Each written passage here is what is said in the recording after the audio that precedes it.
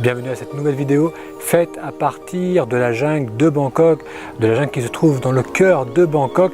C'est la troisième vidéo que je fais à partir d'ici. Pour découvrir les deux précédentes vidéos, je vous mettrai le lien ci-dessous. Aujourd'hui, on va découvrir que vivre le moment présent, c'est comme faire du vélo.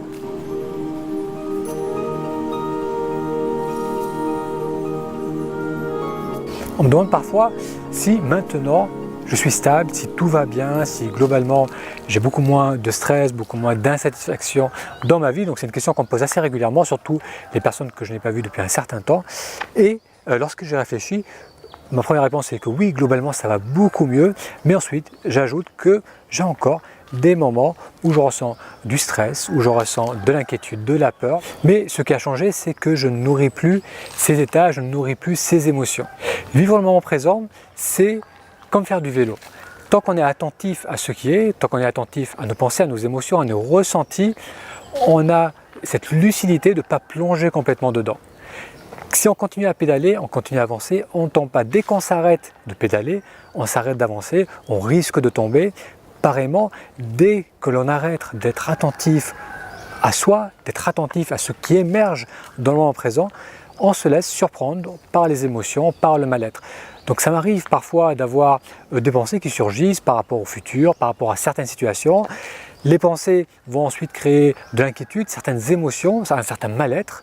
Mais dès que j'en prends conscience, il suffit de ramener l'attention à soi, d'observer les pensées, d'observer les émotions, de se reconnecter au ressenti du corps pour dissiper cela. Il suffit de remonter sur le vélo. Il est utile ici de rappeler que ce sont les pensées qui génèrent le stress, le mal-être, l'inquiétude.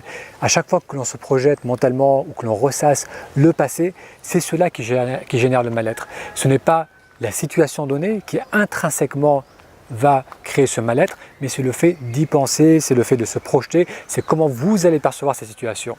Donc lorsqu'on commence à plonger dans les pensées sans en être conscient, donc à partir dans l'inconscience, c'est imaginez-vous quelqu'un dans le lit qui n'arrive pas à dormir et le cerveau il tourne à 100 à l'heure pour essayer de se sortir d'une situation désagréable ou compliquée. Quand on tombe complètement dedans, dans cette inconscience, c'est là où on ressent le mal-être. Mais lorsqu'on ramène la lumière sur ce qui se passe, lorsqu'on prend quelques instants pour élargir notre champ de conscience, pour y inclure ces pensées de stress, mais aussi les émotions, les ressentis du corps, la pièce autour de soi, lorsqu'on élargit cela, ça va dissiper ces pensées, ça va dissiper aussi les émotions, le stress qui les accompagne. Donc prendre l'habitude de vivre le moment présent, c'est continuellement élargir son champ de conscience, continuellement observer ce qui se passe en soi. Et pour revenir à l'analogie avec le vélo, c'est de continuer à pédaler. Et ce qui change par contre, quand on me demande donc est-ce que globalement ça va mieux, ce qui change vraiment c'est que on remonte très rapidement sur le vélo. On ne se laisse pas passer une heure, une journée, une semaine dans un état de stress, de mal-être. Très rapidement on revient dans le moment présent et automatiquement ça va beaucoup mieux. Et encore une fois, pour être vraiment clair sur le premier point que j'ai fait, c'est que lorsque l'on replonge dans les pensées, lorsque l'on retombe dans l'inconscient, les émotions sont les mêmes. Le mal-être, il est pareil. Il y a de l'intensité, on se sent inquiet, il peut y avoir de l'angoisse, de grosse inquiétude. Mais dès qu'on revient au ressenti du moment présent, ça se dissipe. Donc l'inquiétude, le mal-être, le stress, on peut continuer à le ressentir, mais il ne dure pas longtemps parce que avec la pratique, avec l'intention notamment de méditer, on va développer cette capacité de revenir dans le présent, cette envie de très rapidement remonter sur le vélo et continuer à pédaler.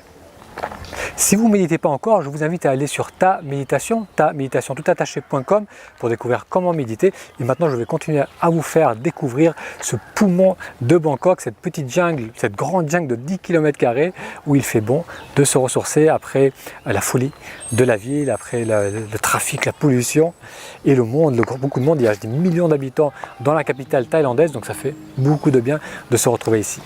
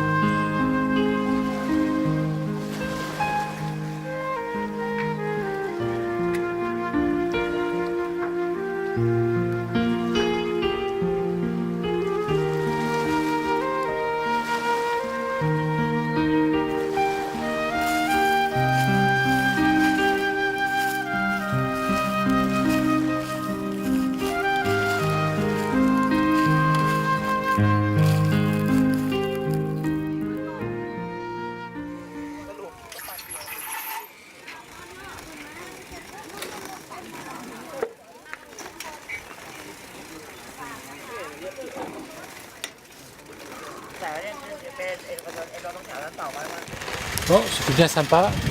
Temps de retourner dans la grande ville.